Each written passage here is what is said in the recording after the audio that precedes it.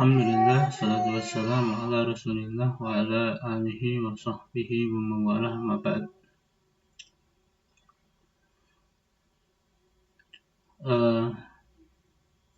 Hari ini kita akan melanjutkan persoalan wujud, persoalan makna ya. Jadi perbedaan makna satu kata dalam Al-Quran. Jadi kalau kita nanti baca Quran ada kata yang maknanya satu, ada kata yang maknanya dua atau lebih, ada kata yang maknanya satu tapi maksudnya satu juga, ada kata yang maknanya satu dan maksudnya lebih dari satu. Nah, ada juga kata yang maknanya sudah berbeda, maksudnya juga berbeda. Oke, kalau maknanya dua, maksudnya juga dua. Jadi kalau ada juga kata yang maknanya dua tapi kemudian maksudnya lebih dari dua. Nah, itulah bahasa ya. Jadi kadang-kala kita ini untuk menemukan persamaan pemahaman antara yang diomongkan pembicara dan yang pendengar itu kadang-kala memang sulit. Kita yang semasa saja gitu ya, yang semasa saya dan Anda ini semasa. Kadang-kadang kalau saya ngomong sesuatu Anda masih harus ngernyitkan dahi untuk memahami gitu. Ini yang semasa. Apalagi kalau sudah beda masa, misalkan kakek kita dengan diri kita ketika mereka ngomong pakai bahasa mereka dengan bahasa kita, kadang ya nggak nyambung. Ini masa dan masih berdekatan. Apalagi kalau zaman Rasul dengan kita. Jadi persoalan tafsir, persoalan pemahaman, understanding atau fahmul Quran ataupun tafsirul Quran atau syarhul Quran, ini persoalan yang luas. Apalagi kalau kita bandingkan dengan persoalan bahasa ini, yang dimana bahasa ini berkembang dan seterusnya. Nah, persoalan ini yang harus difahami oleh mereka yang belajar Quran sejak dari awal. Sehingga kita ini akan terbebas dari untuk mengklaim bahwasanya apa yang kita pahami itu paling benar dan yang lain salah. Masih mending kalau kita bilang bahwasanya yang kita pahami ini paling benar dan yang lain juga benar. Tapi yang paling benar adalah kita. Yang paling parah itu ketika kita bilang kita paling benar, yang lain salah.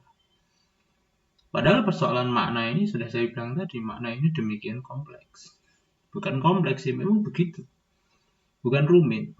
Memang begitulah tabiat bahasa begitu.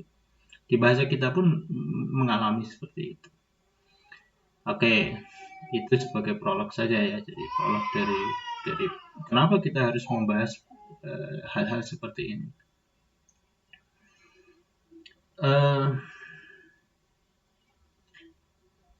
Nasara. Kita sering dengar Nasara. Nasara itu kalau jenengan baca di bahasa kita artinya pertolongan. Nasrum minallah gitu ya. Itu pertolongan dari Allah.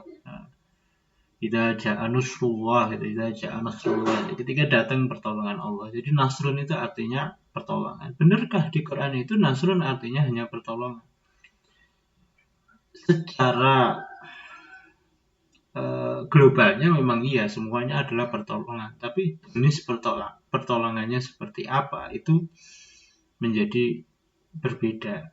Jadi makna nasrun di sini maknanya apa gitu. Ini pertolongan, tapi makna pertolongan itu apa gitu ya. Itu secara detailnya nanti kita akan berbeda-beda. Kita lihat di sini. Zakara muqatil di hadzal lafzi arba'ah wujuh. Dia ada 4 wajah. Wajah pertama adalah nasrun bimaknal man. Nasrun itu yakni al-man. Al-man'u itu artinya ditolak, dihalangi. Contohnya wala yu'khadhu minha adlu wala hum yansarun. Wala dan tidaklah yu'khadhu diambil minha dari nafas tadi adlun keadilan. Artinya apa? Tidak ada transaksi di situ. walahum yumsarun. Jadi kalau nanti ada orang disiksa itu la yu'khadz minha adlun. Jadi udah saya tak bayar kemudian tolong siksa ini jauhkan, enggak ada itu transaksi di akhirat, enggak ada keadilan di sana. Adlun di sini adalah apa namanya, transaksi semisal ini. Jadi apa namanya, ijolan ya, kata orang Jawa ijolan ya, transaksi semisal. Wala dan tidak hum mereka yunsorun dihalangi dari apa? Min adzabillah, dari siksanya Allah Subhanahu wa taala. Jadi mereka tidak ditolong. Ditolong ini artinya apa? Tidak dihalangi dari siksa. Jadi ya mereka harus nerima gitu. Kalau memang harus disiksa ya disiksa. Kalau harus diberi ganjaran ya harus diberi ganjaran, itu di akhirat. Kalau di dunia ini kan bisa ada syafaat gitu ya. Ada amnesti, ada yang lainnya, rehabilitasi dan sebagainya. Kalau di akhirat ya siksa dulu.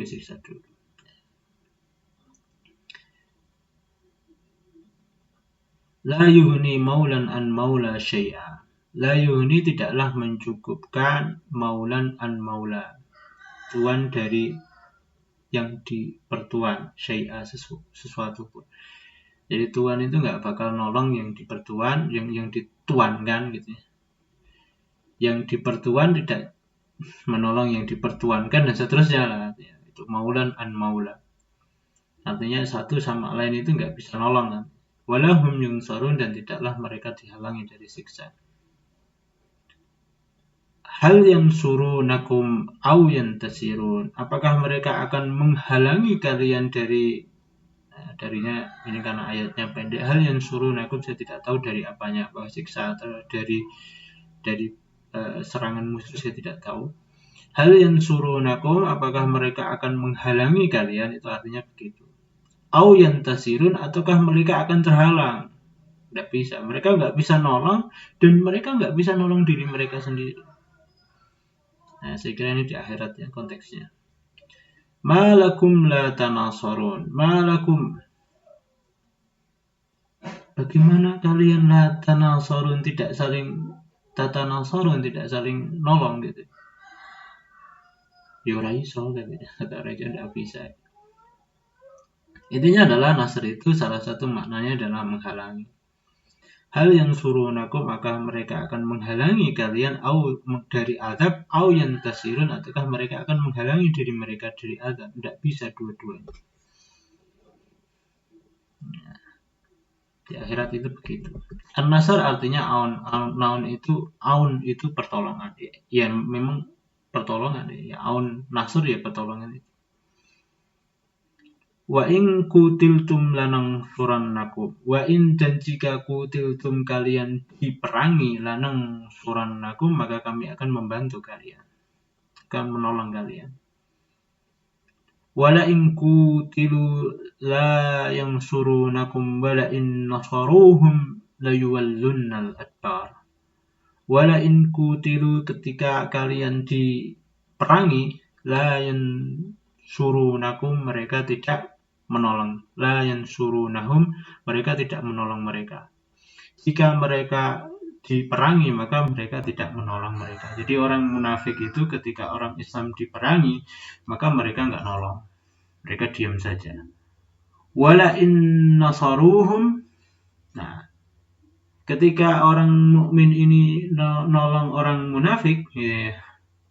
Jadi ketika mereka minta bantuan kemudian ditolong, la yuwallunnal adbar, mereka akan memalingkan, berpaling ke belakang. Artinya apa ya, nggak berteman lagi, nggak minta tolong lagi. Jadi setelah ditolong ya lupa. Kalau kita diserang mereka diem, tapi kalau mereka diserang minta tolong kita nolong, mereka ya udah nggak ngubris lagi. Nah, ini tabiat orang-orang munafik itu begitu. Ya ayyuhalladzina amanu in tansurullaha yansurkum. Wahai orang-orang yang beriman, in tansurullah, jika kalian menolong Allah, yang surkum, maka dia akan menolong kalian. Kalau nasrullahnya ada, maka ketika kita nolong Allah, maka Allah nolong kita. Tapi bagaimana nolong Allah ini? Nolong Allah itu yang paling sederhana adalah paling sederhananya kalau saya simpulkan adalah tolonglah Allah untuk ada pada diri kita, pada lisan kita, pada pikiran kita, pada perasaan kita, pada tindakan kita. Jadi ketika takdirnya Allah, ketika hukumnya Allah itu Anda berlakukan pada tubuh Anda, seluruh unsur tubuh Anda berlakukan Allah di situ, Anda hadirkan Allah di seluruh gerakan Anda gitu ya, gerakan yang fisik maupun non fisik, itu Anda tolong Allah. Misal ketika Anda berpikir, maka berpikir itu Anda selalu berpikir begini, ini diridhoi Allah atau enggak? Saya ini mau komentari orang gitu ya, itu kira-kira Allah ridho enggak ketika saya komentari? Kalau saya mau melabeli orang itu kira-kira Allah ridho enggak? Bener enggak yang saya labeli ini begitu gitu ya? Kalau Anda selalu berpikir begitu terus, Anda hadirkan Allah ini ridho atau enggak, akhirnya Anda akan sampai pada level al-hubbu fillah wal bughdu fillah. Jadi bertindak, berpikir, merasa itu karena Allah, dan tidak bertindak, tidak berpikir, dan tidak merasa itu juga karena Allah. Kalau Anda diam karena Allah, bergerak juga karena Allah, nah itu Anda sudah nolong Allah. Jadi nolong Allah yang paling vital itu adalah nolong Allah hadir di kehidupan kita. Jadi kalau Anda menghadirkan Allah, maka yang surkum, maka Allah akan nolong kalian. Nah, apa nolong kita? Nolong kita untuk menyampaikan apa yang kita fahami dari perintah Allah tadi tersampaikan pada orang lain, atau Allah akan menyelesaikan urusan-urusan yang tidak atau belum selesai di kita. Jadi contoh yang lain adalah walladzina jahadu fina lanahdiyannahum subulana. Jadi kalau orang ini sungguh-sungguh serius terhadap Allah dalam urusan dirinya, maka Allah akan hadir lanahdiyannahum subulana. Kami akan berikan dia celah-celah yang selama ini tidak terlihat oleh dia. Nah, jadi kalau saya memahami tentang surullah itu, tolonglah Allah hadir di diri Anda, kemudian yang surga, maka Allah akan hadir menyelesaikan yang belum Anda selesaikan, atau Allah akan hadir menyampaikan apa yang belum tersampaikan dari perintah Allah yang Anda lakukan ini pada orang lain. Wallahu a'lam. Jadi bukan ya itu mungkin benar ya. Jadi tolonglah Allah itu tegakkan simbol-simbol Allah itu mungkin benar. Tapi saya lebih suka memahami pada konteks personal ya. Karena kalau konteks publik itu kadang-kadang kalau personalnya belum bagus ya, dia hanya semacam simbol gitu ya. Simbolnya habis, ketika simbol tertampak misalkan begini. Suatu saat ada mahasiswa tanya ke saya, Pak, kriteria wanita solehah itu apa? Saya jawab, ya baik. Harus jilbaban? Dia jawab begitu. Ya, jilbab itu baik. Tapi ingat, jilbab ini zahir ya. Zahir itu simbol. Artinya apa? Ketika orang, misalkan begini, sekarang ini kan orang-orang, misalkan ya perempuan di Indonesia ini semuanya gitu ya. Semua perempuan yang di Indonesia ini misalkan kan masih ada yang belum jilbab, ada yang sudah jilbab. Maka kalau kita lihat mana yang lebih baik, yang berjilbab sama yang tidak berjilbab, saya bilang yang berjilbab itu lebih baik. Tapi ingat, kalau kita bayangkan gitu, kriteria baik itu salah satunya memang jilbab ya. Jadi kalau satu Indonesia ini belum berjilbab gitu ya, masih ada yang belum berjilbab, maka ada 1-2 yang berjilbab, maka yang berjilbab ini lebih baik. Kenapa? Karena dia berjuang untuk mempertahankan jilbab ini sudah luar biasa. Tapi kalau seluruh Indonesia ini semua udah berjilbab, masa kita kriterianya berjilbab lagi kan untuk melihat perempuan yang baik kan? Ya enggak kan ya. Jadi baik itu kriterianya ternyata naik. Sama juga, jadi nolong Allah itu juga kriteria naik juga gitu. Jadi kriteria orang Allah yang paling dekat ya nolong diri kita sendiri gitu. Bagaimana Allah hadir di diri kita sendiri? Kalau kita sudah menghadirkan Allah di diri kita sendiri, nanti kita akan naik pada level berikutnya menghadirkan Allah di lingkungan kita. Kalau sudah menghadirkan Allah di lingkungan kita, kita akan naik menghadirkan Allah di publik. Nah, bagaimana menghadirkan Allah? Ya jangan Anda bilang menghadirkan Allah itu berarti menghadirkan pikiran kita pada orang lain, enggak. Karena pikiran kita itu kadang ya cocok untuk diri kita, enggak cocok untuk orang lain juga. Ya, intinya ketika mereka melakukan gerakan aktivitas mereka, mereka selalu ingat Allah, selalu berpikir ini untuk motivasinya, karena Allah itu udah luar biasa. Oke, lanjut. Wala yang surannallaha may yang suruh. Dan sungguh Allah akan menolong, ya, wa dan la sungguh yang suruh menolong, nun tasdid itu nun taukid, dan sungguh-sungguh menolong, Allahu Allah, jadi sungguh dan sungguh-sungguh Allah menolong gitu ya. Man menolong siapa? Siapa gitu. Yang suruhu yang dia menolong dia. Ya. Jadi Allah bakal menolong siapa yang menolong dia. Jadi makna yang kedua itu an-nasr itu al-aun. Ya, biar agak ringkas lanjut ya. Contoh yang ketiga, wajah yang ketiga adalah nasr bermakna dhufr. Dhufr itu mencapai. Jadi yang satu menghalangi, dua menolong. Ya, kalau orang ditolong belum tentu terselesaikan ya. Kalau az-dhufr itu selesai. Waman nasru illa min indillah. Waman nasru, dan tidaklah kesuksesan dan tidaklah keberhasilan, tidaklah tercapaian tujuan illa min indillah, kecuali dari sisi Allah. Ini makna yang tepatnya begitu. Tapi kalau kita bilang waman nasru, dan tidaklah pertolongan ya, pertolongannya nggak selesai ya, belum selesai gitu ya.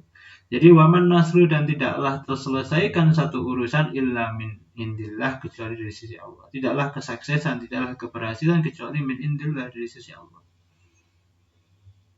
Nah, jadi nasr di sini artinya keberhasilan, bukan artinya pertolongan, juga bukan penghalangan.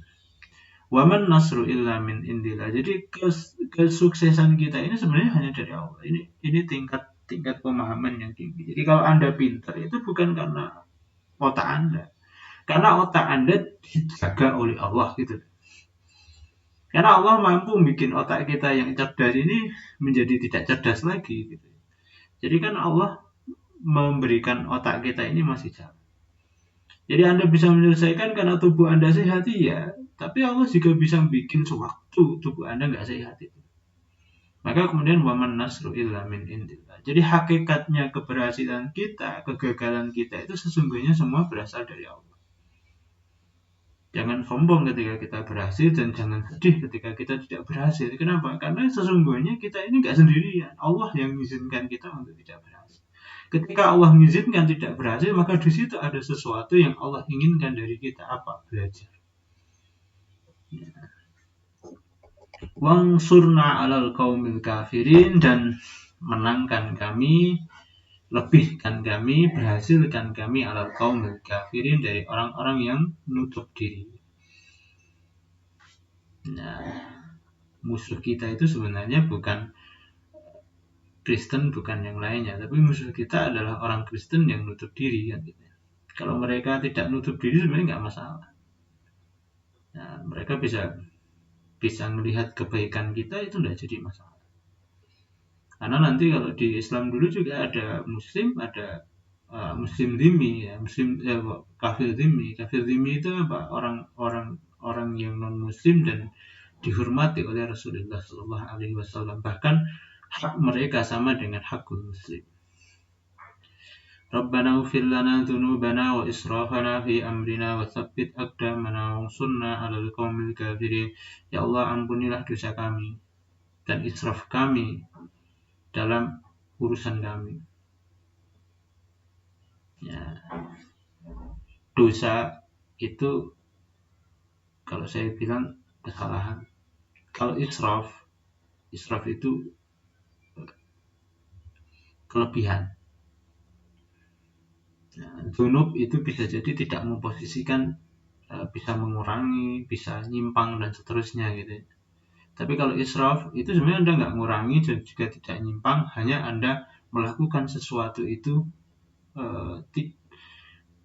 seneng terlalu seneng.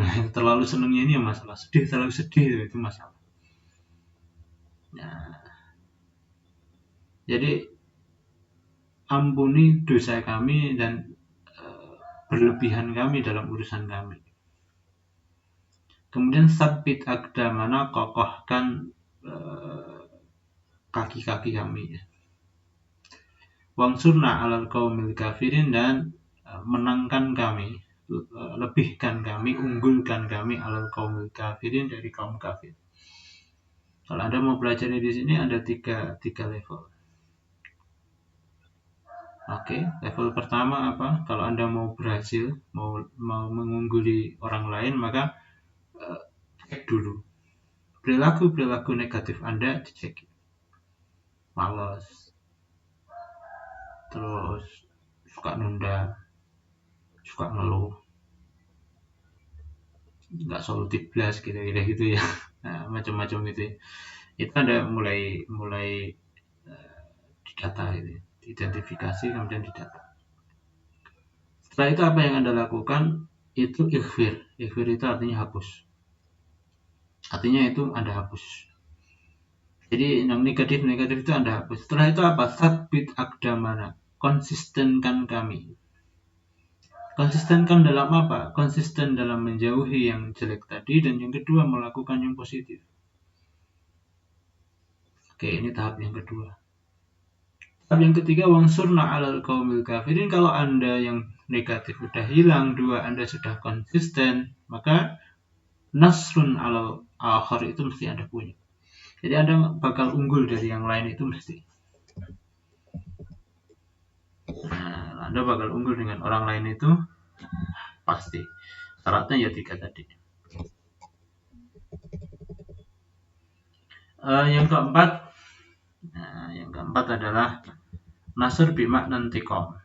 Intiqam itu membalas. Jadi tadi nasr itu artinya menghalangi. Nasr itu yang kedua artinya menolong. Menolong itu belum tentu Anda mencapai yang Anda inginkan. Kemudian jadi dia nolong aku. Ya nolong, tapi belum tentu tujuan kita selesai. Yang ringankan. Oke. Tapi kemudian kalau sudah giver atau itu sudah berhasil, atau sudah unggul. Nah, tapi ada juga nasr itu artinya membalas. Wala man intasara ba'da dzulmihi, siapa yang menolong dirinya setelah penganiayaannya. Artinya siapa yang membalas setelah dianiaya gitu ya. Oke. Jadi intasara di sini artinya siapa yang membalas setelah dianiaya gitu ya. Faulaika ma'alaihim, tapi mereka tidak ada celah bagi mereka. Artinya celah kesalahan bagi mereka nggak ada. Mereka itu benar. Jadi kalau orang ini membalas perilaku aniaya orang lain, itu keadilan begitu. Seperti juga dalam kasus kisos misalkan ya. Kisos itu membunuh tanpa sebab. Itu haram dan itu melanggar hak manusia gitu ya, hak hidup manusia. Itu nggak boleh. Tapi kalau orang dibunuh, kemudian kalau saudaranya dibunuh, kemudian meminta yang membunuh ini dibunuh, itu lumrah. Itu bukan apa namanya, bukan melanggar hak, bukan. Itu keadilan gitu. Keadilan zaman dulu difahaminya begitu. Keadilan zaman dulu. Seperti juga ketika orang memukul nggak ada sebab apa-apa, dipukul orang lain, itu namanya orang yang mukul tadi nggak benar. Tapi kalau kita habis dipukul kemudian kita mukul gitu ya, itu keadilan gitu. Maka kata Allah, faulaika ma'alaihim min sabil, mereka tidak ada celah, nggak ada jalan apa? Jalan disalahkan. Walau yasha'allahu lantasara minhum. Walau yasha'allah, sekiranya Allah menghendaki, lantasara minhum, sungguh Allah akan membalas mereka,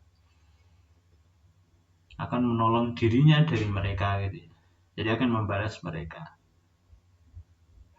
Nah, ada ayat yang lain, inni maghlubun, sungguh aku, ini doa ya, doa Nabi siapa namanya, Nabi Nuh kalau nggak salah, inni maghlubun, saya kalah, fantasir, maka balaslah mereka ya Allah. Nah, ini makna yang keempat. Jadi makna nasr itu di Quran tidak selalu artinya menolong. Idza jaa nasrullahi wal fath. Nasrullah di situ berarti kira-kira maknanya yang tepat apa? Kalau itu mungkin menolong ya.